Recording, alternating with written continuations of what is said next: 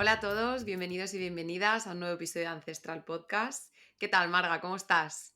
Hola Claudia, ¿qué tal? Encantada de estar de nuevo por aquí. Genial. Pues nada, hoy Marga nos ha preparado un episodio muy especial con un tema muy interesante, que es uno de los temas principales de motivo de consulta por el cual acuden a nosotras, que es las intolerancias alimentarias. Hoy en específico nos vas a hablar de la fructosa y del sorbitol y vamos a Exactamente. tratar cuestiones como pues, qué son, cómo se diagnostica, qué sintomatología tiene, cómo se puede tratar y bueno, otras cuestiones. Y nada, si te parece, pues empiezo preguntándote por qué es la fructosa y qué es el sorbitol, ya si pillas carrerilla. Vale, sí, vamos a hablar un poco de los dos, qué son, ¿no? ¿Qué es la fructosa, qué es el sorbitol? Para pues centrar un poco lo primero a las personas que nos están escuchando. Bueno, pues Exacto. la fructosa es un monosacárido, es decir, es un azúcar simple, como puede ser la glucosa o como puede ser la galactosa, es decir, es una molécula. Está clasificada como cetoexosa. Em, la fructosa la podemos encontrar sola, como fructosa sola, libre, que decimos, o la podemos encontrar en polímeros, polimerizada. Y entonces, en vez de llamarla fructosa, la llamamos fructanos. ¿Vale? Los fructanos pues son moléculas de fructosa como todas unidas, ¿no? Está presente en la mayoría de frutas y de algunas verduras. También está presente en el azúcar común que conocemos, ¿vale? Que el azúcar común es un disacárido que se llama sacarosa y está formado por una molécula de glucosa y una molécula de fructosa. También lo encontramos en la miel, lo encontramos en procesados también, algunas carnes, algunos lácteos como añadido, ¿no? En los refrescos como añadido. Está contenida en el jarabe de maíz también, con alto contenido en fructosa. Este jarabe de maíz que lo denominan con alto contenido de fructosa. Y entonces eso, lo que comentabas, añadido como edulcorante de forma artificial a muchos productos procesados, como pueden ser también caramelos, refrescos, bollería y otros productos que pueden llevarnos un poco a error, que pueden ser etiquetados como sin azúcar añadido, pero como acabamos de decir, la fructosa es un azúcar. Lo que pasa que no es el azúcar que, que conocemos más como es la sacarosa o la glucosa, que es lo que nos eleva también esta insulina en sangre y es problemática para, por ejemplo, personas diabéticas. A la Em, fructosa se utilizó mucho y bueno, se sigue utilizando por lo que acabas de decir, ¿no? Muchos productos que encontramos que ponen aptos para diabéticos o incluso se llegó a utilizar, ¿no? por este motivo, porque no aumenta, no tiene eso que hace la glucosa, que es aumentar la glucosa en sangre, ¿no? Y entonces se mm, utilizan muchos productos y mucha gente se cree que no está consumiendo azúcares, pero cuando te pones a mirar las etiquetas te das cuenta de la cantidad de azúcar que lleva, porque la fructosa es claro, un azúcar. Perfecto. exacto, es un azúcar. Y normalmente pues solemos tener una ingesta diaria de fructosa entre 11 y 54 gramos de fructosa aproximadamente. Y claro, su consumo ha ido en aumento a lo largo de los últimos años por esto que estamos comentando, Claudia, porque es añadido a los productos procesados para endulzar y se usó mucho o se usa típicamente en productos para diabéticos. Perfecto. Y si nos vamos al sorbitol, entonces el sorbitol también es un azúcar o un carbohidrato, como también el anterior, ¿no? Los azúcares no dejan de ser también carbohidratos, ¿eh? Para situarnos. Ujú. Entonces el sorbitol está también dentro del grupo de los carbohidratos, pero está denominado como poliol o polialcohol. O sea, son alcoholes de azúcares que derivan de la hidrogenación de un azúcar, ¿vale? Para entendernos. Bueno, que al final no nos entendimos mucho, pero bueno, para, para acotar, ¿no? Para que sepáis que tienen relación con los azúcares y los hidratos de carbono, ¿no? Y los polioles están presentes naturalmente en frutas, verduras, incluso los encontramos en setas. Y los polialcoholes pueden fabricarse también a nivel industrial y podemos encontrarlos a la venta como edulcorantes artificiales que pueden ser añadidos también a productos procesados o incluso a fármacos o suplementos. Entonces se trata de una alternativa al azúcar de mesa, a la sacarosa, que tiene la ventaja de que en este caso no cuenta con calorías y además, como pasa con la fructosa, no produce ese pico de glucosa en sangre cuando lo ingerimos. Entonces, bueno, está también muy dentro de los stands de productos dietéticos, ¿no? O sea, en las etiquetas de productos, sobre todo dietéticos, Ujú. encontramos mucho estos polialcoholes. Y Perfecto. uno de ellos, el sorbitol. Perfecto. Que hay muchos otros que también cuando haya el artículo en la web la gente puede consultar porque hay un listado, me parece interesante, ¿no? Porque hay veces que eso Sí, creemos que es sorbitol y ya está, pero hay muchos otros. sí, vamos a Vale. incluir en la web bueno, cómo lo podemos encontrar en la etiqueta, porque si no encontramos por el nombre, podemos encontrarlo por la letra E-420 o jarabe de sorbitol sería E-420II. Y también vamos a poner otros polialcoholes que suelen usarse mucho en la industria alimentaria para endulzar, como puede ser el eritritol, el xilitol, el manitol, lactitol, bueno, estos, para que veáis cómo los podéis encontrar en las etiquetas y identificarlos. Perfecto. Así, ahora que ya hemos encuadrado, ¿no? Qué es la fructosa y qué es el sorbitol, me gustaría también que explicaras qué tipos de intolerancias hay o si hay varios tipos o cómo va esto de las intolerancias. Claro, es que aquí, Claudia, tenemos que distinguir de qué vamos a hablar en el podcast, ¿vale? Porque hay dos tipos de intolerancias a la fructosa sorbitol. La intolerancia que denominamos primaria y la que denominamos secundaria. Entonces, la intolerancia primaria, que es la que no vamos a hablar, pero la vamos a mencionar para que la gente la conozca, pero no es de la que vamos a desarrollar el podcast, ¿vale? Es un trastorno genético, ¿vale? Es una herencia autosómica recesiva Ujú. cuyos síntomas comienzan a manifestarse ya desde pequeños, desde que somos bebés en el lactante, ¿vale?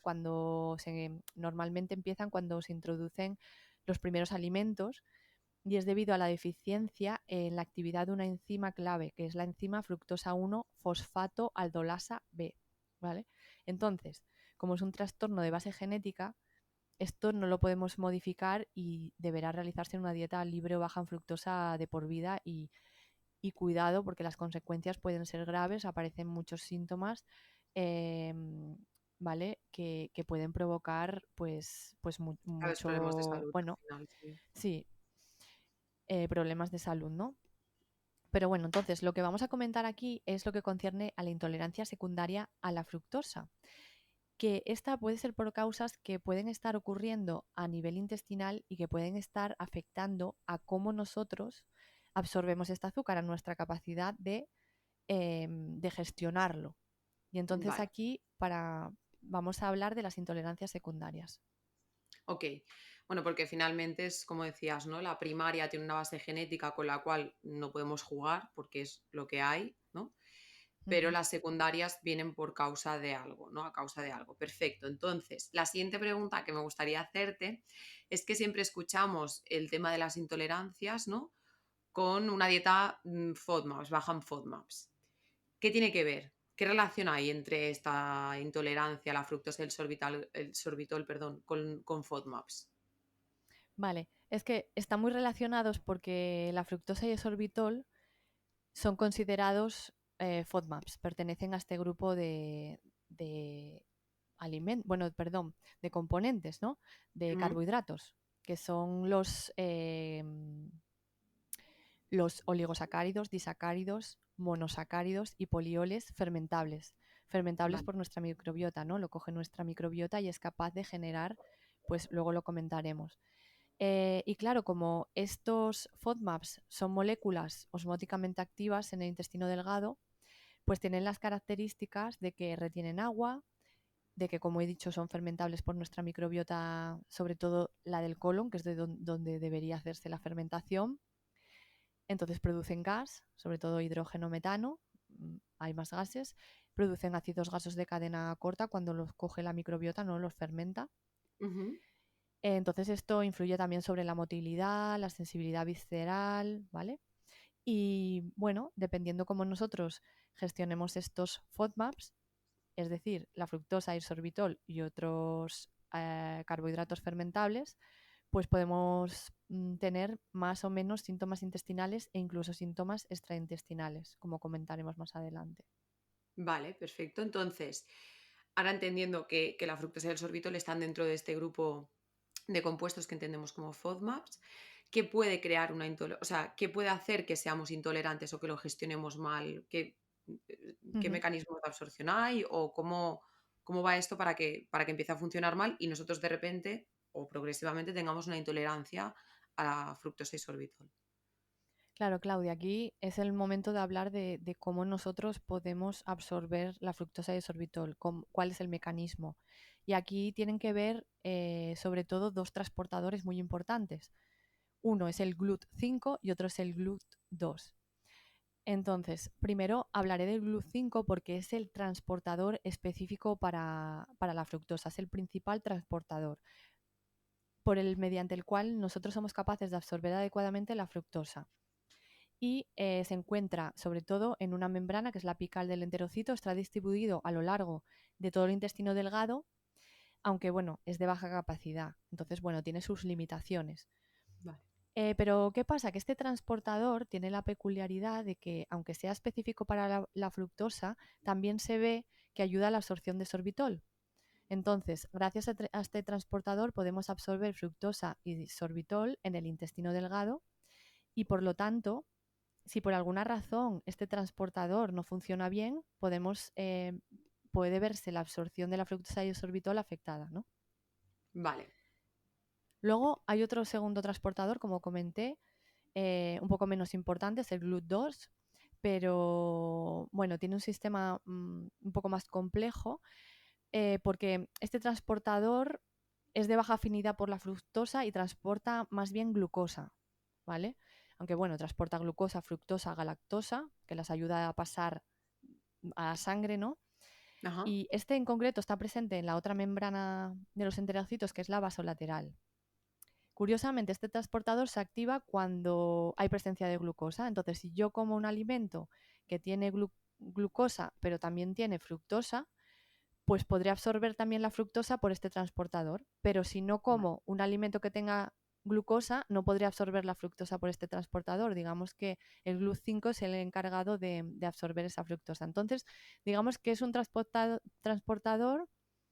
que ayuda a absorber, pero siempre que haya glucosa por el medio. vale, perfecto. Entonces, entendemos que hay azúcares que juntos se ayudan, ¿no? Y que cuando no hay presencia, por ejemplo, pues de eso de glucosa, pues el GLUT2 no aparece, entonces la fructosa que comiéramos tendría que ser gestionada por el GLUT5. Perfecto. Sí, sí. Este es el motivo, por ejemplo, porque el azúcar normal, la sacarosa, que está formado por glucosa y fructosa, las personas con mala absorción o intolerancia a la fructosa son capaces de tolerarlo bastante bien, ¿vale? Porque Vale, vienen los dos azúcares en una proporción adecuada. Porque esa es otra. Tienen que venir la glucosa y la fructosa en una proporción más o menos de 1 a 1, una cantidad muy parecida de uno y de otro dentro del alimento o de la comida en general que tomemos y entonces podremos gestionarlo mucho mejor pues que otros azúcares que tienen una cantidad más alta de fructosa que de glucosa, por ejemplo, ¿no? vale. Por Entonces hay ponerte un ciertos ratios son interesantes, ¿no? Que nos ayudan a que estos azúcares sean absorbidos. Sí, sí, porque cuando comemos alimentos con equilibrio entre glucosa y fructosa los vamos a poder tolerar mucho mejor que como cuando, por ejemplo, comemos alimentos con fructosa más sorbitol, que encima compiten por el transportador, el GLUT5, están los dos ahí Vale. como diciendo, que A voy yo, ver no que quiero ir yo. quién pasa. O, por ejemplo, que tomemos alimentos también ricos en fructano, que no deja de ser fructosa también, ¿no? Entonces ahí, Vale, pues, cuando hacemos estas últimas combinaciones que comenté, podemos tener problemas con la absorción de la fructosa. vale, perfecto. Entonces, ahora hemos hablado mucho de la mala absorción, ¿no? Pero realmente o sea, ¿es lo mismo mala absorción que intolerancia o no? ¿Nos puedes explicar un poco si hay diferencias o si es lo mismo? Vale, en realidad hay diferencias porque básicamente hay una clave, que puede haber una mala absorción sin haber una intolerancia. Ostras, ¿y qué diferencia hay? Porque a lo mejor tenemos un test de estos que nos vienen a consulta, ¿no? De intolerancias, que ha dado positivo, pero quizá la persona no tiene muchos síntomas específicos cuando ingiere alimentos muy ricos en fructosa y sorbitol. Vale, Entonces, lo que quiere decir es que la malabsorción puede ser que yo no lo gestione muy bien, pero al final mi intestino, pues, o sea, yo a nivel de sentir síntomas, pues no lo noto, ¿no? Pero cuando hago un test, pues puede derivarse de, ostras, pues no lo estoy gestionando bien. Y una intolerancia es cuando la persona hace este test y encima, pues a lo mejor por hacer el test mismamente ya lo pasa mal, tiene síntomas, o come eso, fructosa sorbitol y un test positivo y tiene síntomas. Y esa es la diferencia, porque puede haber a veces una mala absorción sin intolerancia. Por eso aquí hay un poco de lío, porque hay gente que viene con test positivos, pero en realidad no gestiona mal la fructosa y el sorbitol. Entonces ahí detrás puede haber otra cosa que igual comentamos un pelín más adelante, ¿no? Que ya puede vale, haber otras cosillas por el medio que pueden estar interfiriendo en que ayudando. pensemos que es porque ha habido un Vale. test positivo, es eso lo que está ocurriendo solamente, ¿no? Vale, o sea, puede haber otros factores, puede haber una mala absorción, es decir, que nosotros gestionemos mal esos azúcares, pero puede haber otros factores que nos estén ayudando, ¿no? A que no haya esa sintomatología. Entonces, vamos a hablar de qué sintomatología tiene, ¿no? O sea, que cuando hay Mm. intolerancia, ¿qué sintomatología se suele presentar? Sí, pues cuando no absorbemos bien la fructosa, ¿vale? Y el sorbitol, que suelen ir de la mano, por esto que comentamos de Ujú. los transportadores, al final es fructosa y sorbitol, pues de la mano, ¿no? Se produce un cambio a nivel osmótico, lo que decíamos, que se atrae más agua al intestino, ¿vale? Se acelera el tránsito intestinal, aumenta la fermentación por parte de la microbiota, se generan más gases, se promueve una biopelícula en la mucosa intestinal, lo que provoca también un cambio bacteriano que puede derivar incluso en o sea, en un estado de inflamación y en una disbiosis intestinal o incluso, bueno, un sobrecrecimiento bacteriano, ¿no? Vale, Entonces, aunque también una disbiosis intestinal puede estar generando problemas de absorción, cuando tenemos realmente una intolerancia a la glucosa, a la fructosa, puede estar generando una disbiosis intestinal o exacerbando esa disbiosis intestinal previa. Entonces es un vale, poco la pescadilla que se muerde la cola, muerde ¿no? la cola, claro. Vale, Mm. entonces, todo esto que has comentado son síntomas intestinales, pero hay síntomas extraintestinales. Em, sí, los síntomas intraintestinales, ¿vale? Puede ser sobre todo cansancio, una pérdida de peso o incluso dificultad para perderlo, o sea, puede aquí haber las dos vertientes. Disminuye la capacidad de concentración, la atención, mal humor, irritabilidad, dolores de cabeza, incluso depresión. Hay una relación que, bueno, todavía no está 100% demostrado, ¿no? Pero sí que existe cierta relación con malabsorción de fructosa con un descenso de en plasma de triptófano y la fructosa no absorbida se une al triptófano y esto no hace que no absorbamos bien el triptófano. Es curioso. Vaya, Luego puede provocar llagas, úlceras en la lengua, dolores musculares, caída de pelo, debilidad en las uñas, alteraciones dermatológicas, alteraciones menstruales y todo esto es relacionado también con que hay un problema de fondo que está generando esta intolerancia a la fructosa, no que la intolerancia a la fructosa genere esto. No sé si me explico. sí, al Y final luego es con muy respecto... importante, yo creo, perdón, tener en la cabeza, ¿no? De que al final, si la intolerancia, siempre que no sea primaria, es un síntoma de que algo no está yendo bien. O sea, algo ha hecho que tú empieces a gestionar mal y empieces a tener síntomas, ¿no? De ese, o sea, por comer ese azúcar. Entonces, hay que ver un poco cuáles podrían ser las causas, ¿no? Y luego, Claudia, creo que me quedó un poco por mencionar un poco el listado de síntomas de la intolerancia a la fructosa, que bueno, si quien nos está escuchando, que a lo mejor tenga ciertos síntomas de estos, pues pueda decir, bueno, yo ya lo sé, ¿no? Porque genera distensión abdominal, genera Mm, meteorismo, mucha plenitud, ruidos así en las tripas por el movimiento esto de los gases, puede generar mucha diarrea, pero incluso periodos también de estreñimiento, estos retortijones, inflamación digestiva, náuseas, incluso acidez. O sea, son problemas digestivos, ¿no? en general. Vale. Y Pero bueno, bueno, todos estos síntomas también son muy individuales, ¿eh? Varían en exacto, función de cada persona, puede haber eh, diferentes, bueno, porque lo que hablábamos, una de las causas que nos, o sea, que puede derivar de otras causas, que ahora hablaremos, de por qué no absorbemos bien la fructosa, sorbitol, es porque hay una actividad de este transportador, sobre todo el del GLUT5, baja o tenemos pues falta de estos transportadores, ¿no? Entonces, claro. bueno, es dependiendo Cada del persona al grado. final, claro, cada persona al final presentará, bueno, como siempre, ¿no? Aunque estés dentro de una etiqueta, ¿no? Intolerancia a o enfermedad tal, cada persona al final, cada cuerpo lo manifiesta de una forma muy diferente. Vale, Ujú. entonces, vamos a hablar un poco de las causas, si te parece bien. Explícanos, porque hablábamos de esto, ¿no? De que cuando es secundaria siempre es a causa de algo, ¿no? Tiene que haber alguna causa que haya provocado esta situación. Sí, sí, sí. Lo que decíamos, digamos que la punta del iceberg es que el GLUT5, que es la proteína transportadora de fructosa y sorbitol, en el intestino delgado hay un déficit o un mal funcionamiento. Ya, pero como no estamos con una base genética que sustente, bueno, que haya problemas de Ujú, enzimas o de historias que puedan estar ahí influyendo, estamos con una intolerancia que hemos debutado de más mayores, de que hay más cosas que pueden estar asociadas, pues esta puede ser secundaria a distintas alteraciones gastrointestinales, ¿vale? Que provocan una alteración en nuestros enterocitos, que son nuestras células intestinales, ¿no?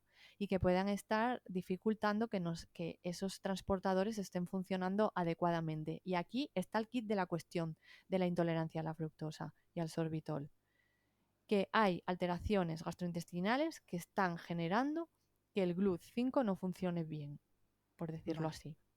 ¿Y qué puede pasar aquí? Ya en la base de ese iceberg, pues puede haber un sobrecrecimiento bacteriano, un SIBO, es decir, como dijimos previamente, la fructosa y el sorbitol son FODMAPs, a lo mejor yo no es que tenga una intolerancia a la fructosa y sorbitol, sino que tengo un sobrecrecimiento bacteriano que cuando coge el FODMAP, fructosa, sorbitol y otros FODMAPs, me esté generando toda la sintomatología que yo tengo. Entonces puede haber un sobrecrecimiento bacteriano. De ahí la importancia también de en todas las intolerancias de estas que estamos hablando, tener en consideración siempre que pueda haber un SIBO detrás que sea la causa. ¿Vale? Y bueno, detrás del SIBO, ¿cuál es la causa del SIBO?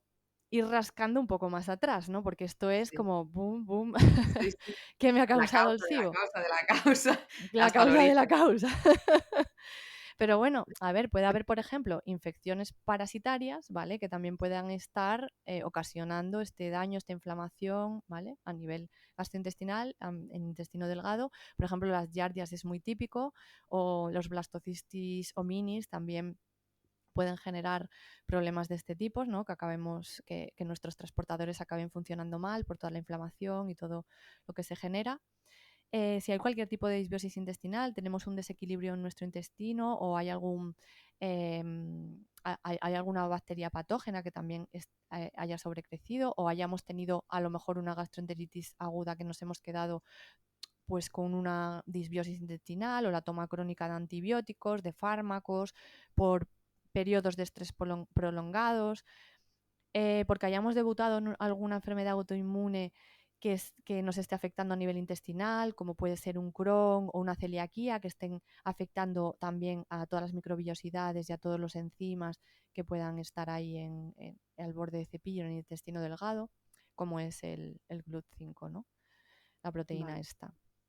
Entonces, vale, bueno, hay que entonces, indagar un poco más, ¿vale? Que nos gustaría transmitir con este podcast que hay que ujú. indagar un poco más de que el diagnóstico de intolerancia a la fructosa o al sorbitol no es un diagnóstico final, ¿vale? Para que nos entendamos y entender que también puede ser un proceso reversible una vez se estudie bien el caso y podamos ir un poco al origen y ir pues poniendo un poco más las cosas en su lugar a nivel sobre todo gastrointestinal.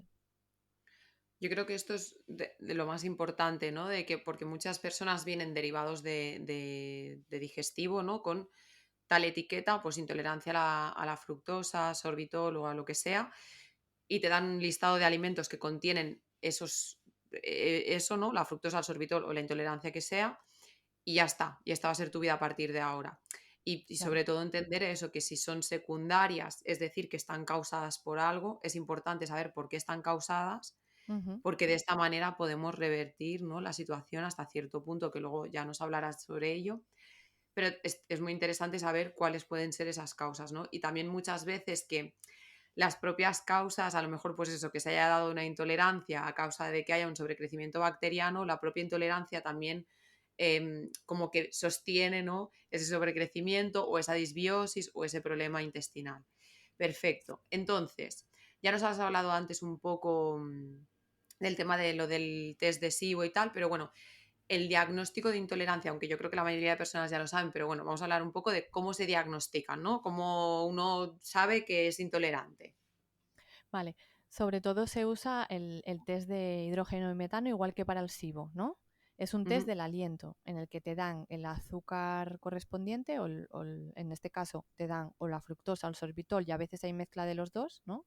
En la misma prueba te hacen una mezcla, te dan una mezcla de los dos y entonces se valora eso, pues en gas expirado la cantidad de hidrógeno y metano pues cada X minutos, ¿no? Que bueno, si queréis ver cómo o si queréis saber cómo funciona el test, lo hemos explicado en el episodio correspondiente al SIBO, el de diagnóstico y tratamiento. Ahí explicamos muy bien cómo funciona este test, que al final para la fructosa y el sorbitol es lo mismo, lo que pasa que te dan pues el azúcar correspondiente y en el de SIBO te dan lactulosa, es la diferencia. Entonces, bueno, destacar aquí que si, por ejemplo, vamos a hacer un test de intolerancia a la fructosa y un test de intolerancia al sorbitol, dejar pasar tiempo entre uno y otro, no hacerlo en días consecutivos, ni siquiera en el mismo día, eso que no se os ocurra. Y sería bueno también, por lo que comentamos antes, de que hay muchos SIBOs detrás de estas intolerancias, supuestas intolerancias, sería bueno también quizá realizar un test de SIBO o priorizar un test de SIBO antes que un test de estos, ¿vale? Dependiendo bueno, de lo que valore a lo mejor el terapeuta, ¿no? Entonces, bueno, básicamente es esto, Claudia. Test de SIBO, medir los gases y si hay exceso de fermentación. Entonces, ¿qué pasa? Si yo hago un test de estos y tengo muchos síntomas, ¿vale? Si la curva se eleva muy pronto, ¿no? De gases, quiere decir que hay un exceso de fermentación en el intestino delgado. Esto lo comentamos todo en SIBO, ¿vale? No me quiero repetir mucho. Y entonces lo que valora el laboratorio también es que pone, bueno, como hay síntomas asociados y hay una elevación de la curva de hidrógeno y o metano previa a el colon, ¿no?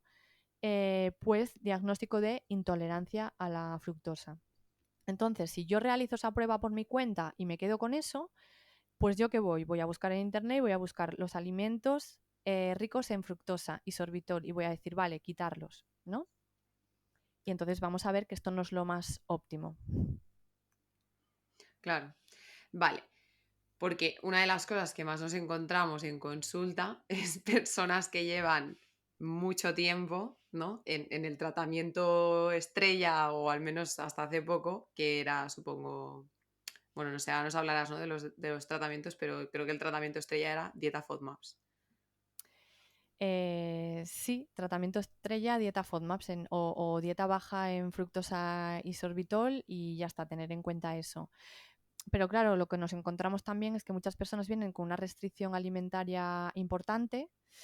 Luego, cuando quitamos muchos FODMAPs, volver a introducirlos en un intestino que está así perjudicado, ya con una disbiosis importante y que a lo mejor pues hay más cosas detrás que hay que solucionar, luego cuesta mucho.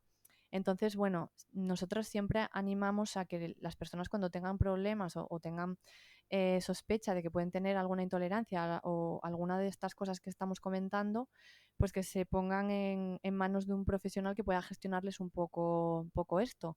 Porque claro, el kit de la cuestión aquí es buscar el origen o el origen del origen, como hablábamos antes, Claudia, ¿no?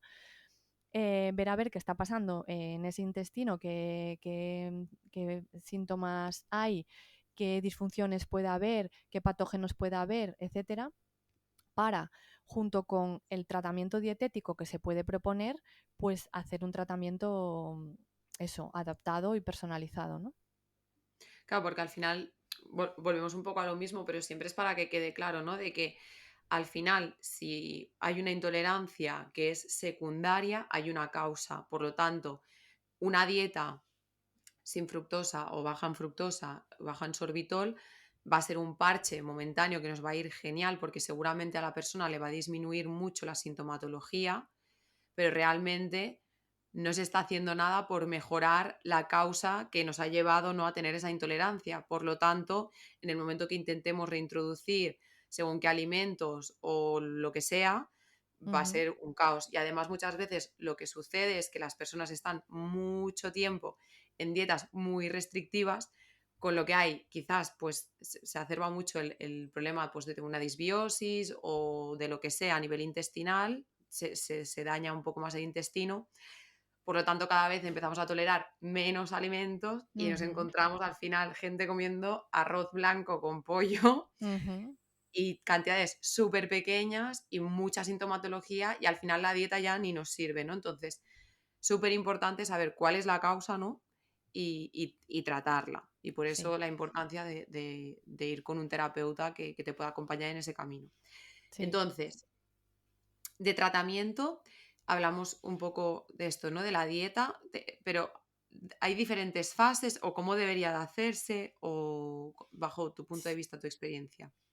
Sí, bueno, se puede plantear pues de diferentes maneras, ¿no? También depende de la persona, pero bueno, básicamente siempre que hay algún problema de estos se intenta hacer una fase de una dieta un poco más restrictiva, siempre y cuando se esté acompañando de lo que estamos comentando, Claudia, de esa atención a las disfunciones, a los patógenos, a lo que pueda haber detrás de la intolerancia, ¿no?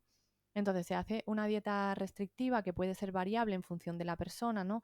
Desde unas semanitas hasta a lo mejor 2, 3 meses, ¿no? Dependiendo del grado de afectación, malabsorción o intolerancia que pueda presentar la persona. Pero siempre hay que tener en cuenta que esta dieta es una dieta de transición, ¿vale? El objetivo es reducir al máximo el aporte dietético de fructosa y de sorbitol, ¿vale? Quizá sea necesario también reducir en general FODMAPs, ¿no? Pero bueno, siempre podemos jugar con la tolerancia personal de lo que ya la persona pues pueda decir, ostras, pues mira, yo este alimento que es rico en tal, pues esto sí que lo tolero, pues vale, pues eso no lo quitamos, ¿no? Pero sí que es verdad que reducir bastante, ¿no? El aporte dietético de estos componentes de los alimentos. Y Claro, claro, nosotros aquí. también me parece importante decir que al final muchas veces también la intolerancia tiene que ver con las cantidades, ¿verdad? De que, me lo invento, Ujú. ¿eh? A lo mejor hay personas que te dicen, jolín, pues una manzana entera ni de coña, pero a lo mejor un gajo pequeñito, pues sí. Claro. Entonces, por un poco lo que hablabas, ¿no? De mantener esa microbiota también, de no estar en algo tan restrictivo, si la persona puede tolerar Ujú. ciertas pequeñas cantidades, puede ser interesante también, que quizás antes había Cl- una visión un poco más Claro. de...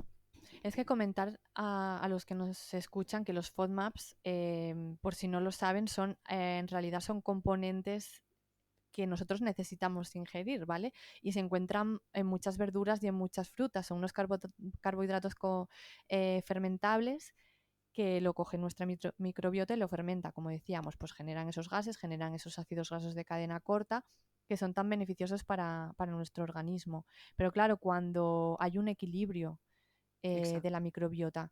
Cuando la microbiota está desequilibrada, ¿qué pasa? Que hay un exceso de fermentación en zonas del intestino que no tienen que estar, que puede estar generando una inflamación y un cuadro pues con muchos síntomas gastrointestinales. Y entonces ahí son problemáticos, pero en realidad, claro, si nosotros restringimos al máximo eso y durante mucho tiempo, lo que está es sufriendo nuestra microbiota saludable, la que todavía está ahí por lo menos figurando bien. Entonces al final lo que tú dices, generamos muchísimos problemas a la larga de no poder gestionar luego unos alimentos que a lo mejor al principio sí que los podíamos gestionar bien. Ujú. Entonces cuidado ahí, jugar con la Interesante. tolerancia de la persona y no eliminarlos todos o al Vale, 100%. interesante. Eso, Vale, entonces, como hablabas, ¿no? Esto es una fase de transición. sí. O sea, Y esta que fase aquí así más restrictiva. sí, en esta dieta restrictiva es importante nosotras como dietistas o dietistas nutricionistas, pues elaborar una dieta eso, restrictiva en fructosa, pero cuidado, que lo más completa posible, ayudar a la persona a realizarla bien, porque si no puede haber muchos déficits. Por eso que comentábamos que hay muchos alimentos ricos en fructosa sorbitol que son muy saludables y que contienen muchas vitaminas C, folatos, antioxidantes. Entonces esto se debe tener en cuenta, ¿vale? Se debe valorar en cada caso el que no se alargue mucho esta fase. Si se alarga, pues plantear a lo mejor analíticas de valoración o introducir alguna suplementación que pueda sostener esa dieta restrictiva en estas fases y la tenemos que alargar un poco más de lo que nos gustaría, ¿no? Pero bueno, el objetivo, que esta fase dure lo menos posible mientras vamos solucionando el problema de fondo. Perfecto. Entonces, en siguientes fases, ¿qué se haría? ¿Se iría reintroduciendo Ujú. o Sí, entonces cuando la persona ya podamos ver que tiene una mejoría notable, pues podemos ir jugando con la reintroducción, ¿vale? Que la reintroducción también puede ser de duración variable, podemos ir poco a poco, ¿vale? Y depende de la progresión de cada persona y de lo que se vaya pudiendo en este sentido avanzar. Entonces la reintroducción es muy paulatina, no reintroducir en el mismo día ni en días consecutivos siquiera el mismo alimento, sino pararse durante 2, 3 días con un alimento en cantidades crecientes, bueno, cositas así. Y podemos empezar por reintroducir pues, alimentos que tengan fructosa, pero en un nivel más bajo. Luego quizá alimentos pues, con un nivel medio de fructosa, luego con un nivel un poco más alto. Fructosa sorbitol hablo, ¿eh? vale? Y en esta fase de reintroducción es muy importante, Claudia, que tengamos en cuenta registrar, ¿vale? Registrar, tener un diario, anotar pues el alimento que estamos introduciendo, en qué cantidad, cómo lo hemos elaborado, tipo de cocción, ¿no? En qué momento lo hemos consumido, con qué otros alimentos lo hemos consumido. Porque esto, si aparecen síntomas relacionados con la ingesta de ese alimento o de una combinación de alimentos, será mucho más fácil identificar qué puede ser problemático para la persona, ¿vale? Y en un futuro, pues poder ya llegar a la fase 3 vamos a decir así, que es la Ujú. dieta definitiva, con mucho más claro lo que puede ser más tolerable o menos tolerable para la persona y poder, pues, la ganancia de eso, de salud, por así decirlo, mantenerla a lo largo del tiempo.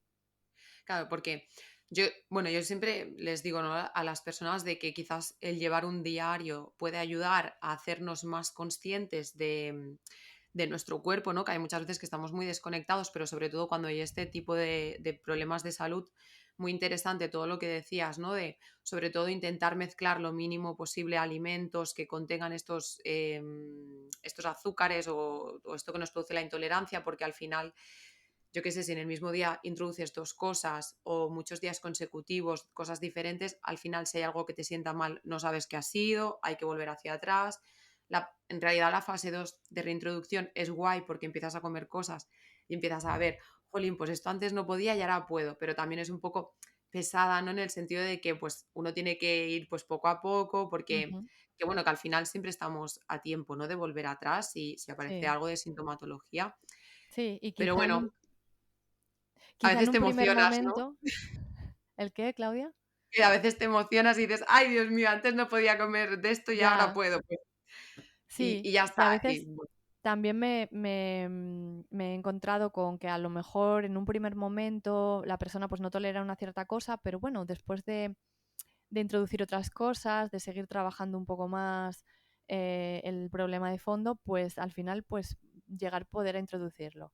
Sí que es vale, verdad que tampoco vamos a dar esperanzas 100% aquí a todo el mundo porque hay veces que hay alimentos que, ostras, es que cuesta mucho de reintroducir o si ya me como un poco más de lo que debo ya vuelvo a los síntomas y me vuelvo a encontrar mal o porque bueno, al final el sistema gastrointestinal es recuperable, pero a veces hasta cierto punto ya con cositas que a lo mejor ya nos sentaban mal antes, pero bueno, es como que fuimos consumiendo, que no sabía lo que nos sentaba mal, lo que no sé qué, y ahora podemos ser un poco más conscientes de eso que nos sienta mal, aunque mal nos pese que lo ya. tengamos que eliminar porque a lo mejor es algo que nos gusta, pero bueno, que intentemos que sean las menos cosas o los menos alimentos posibles.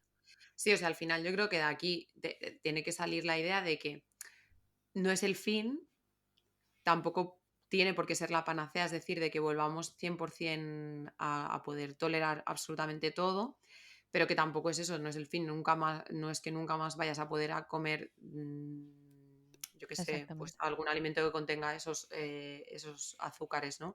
Sino que hay Ujú. una posibilidad pues de mejorar esa tolerancia. Y también es que, como siempre comentamos, al final todo lo que relacionado con el cuerpo al final no solo depende de un factor, no solo depende de, como tú decías en el diario, hay que registrar cómo te lo has tomado, cómo lo has cocinado, en qué momento, incluso a las mujeres incluso les podríamos decir en qué momento del ciclo menstrual, cómo se encuentra Ujú. la persona, en qué ambiente, ¿no? Entonces, Sí, ¿qué te hay ha pasado tantos ese día? factores, claro, hay tantos factores que influyen que yo que sé, alguien que vaya a turnos, ¿no? Pues quizás has probado eso un día que ha sido de noche, que has dormido peor, que estás más cansado, que lo que sea, y pum, te da síntomas. Y a lo mejor lo pruebas un día que estás de fiesta y no hay síntomas. Hay tantas cosas Ujú. que, pero bueno, también puede ser una oportunidad para conocernos mejor, ¿no? Y, y bueno, Sí, mira, pues al final llegar a la fase 3 que es la dieta definitiva, que al final es un poco pues saber que yo creo que la mayoría estamos ahí, ¿eh? Yo no creo, bueno, al menos no sé, no conozco a nadie que todo lo tolere súper mega bien. Siempre hay cosillas pues que dices, bueno, como me pase un poco de sí. frenada aquí, malamente. Bueno, siempre hay el roto para el descosido, los que digieren una piedra, ¿no? Y los que están comiendo fatal hasta vamos, ya a Hasta tope. que petan. Pero bueno, que el común de los mortales siempre, bueno, hay alguna cosilla, alguna historia. Sí, sí. Pero bueno, hay de todo en este mundo. Pues bueno, Marga, no sé si querías comentar algo más. Yo creo que hemos ido comentando todo lo que queríamos y hemos ido remarcando todas las ideas que Sí, queríamos sí, dejar sí. claras. Yo creo que más o menos la idea general que queríamos transmitir con este podcast está ahí, ¿no? Que eso, animar a las personas que se puedan encontrar en cuadros como este, de que no todo está perdido y de que, pues bueno, debería haber una valoración en condiciones de su estado de salud un poco en general y de qué puede estar pasando por ahí de fondo, lo que decíamos, lo vuelvo a repetir porque me hace mucha gracia, el origen del origen, del origen, que a veces no hay que rascar tanto, ¿no? Con rascar a lo mejor una No, capa o dos ya vale, pero bueno, que animar a todas esas personas bueno, a que tomen un poco las riendas en este sentido y saber que puede haber mejorías en su salud. genial. Y bueno, también comentar que hay veces que aunque se sepa el origen, tampoco determina demasiado en el sentido de que hay veces que tampoco se puede hacer mucho, ¿no? Porque pueden ser orígenes, pues, o yo qué sé, genéticos o que haya Sí, cosas que no se puedan mover, ¿no? Pero bueno, al menos te ayuda, ¿no? A conocer, sí, está bien. exacto. Bueno, Marga, pues muchas gracias. A ti, A mí Claudia. me parece muy interesante, mucha información y nada, nos vemos en el siguiente episodio. Un besito. Un besito. Chao. Chao.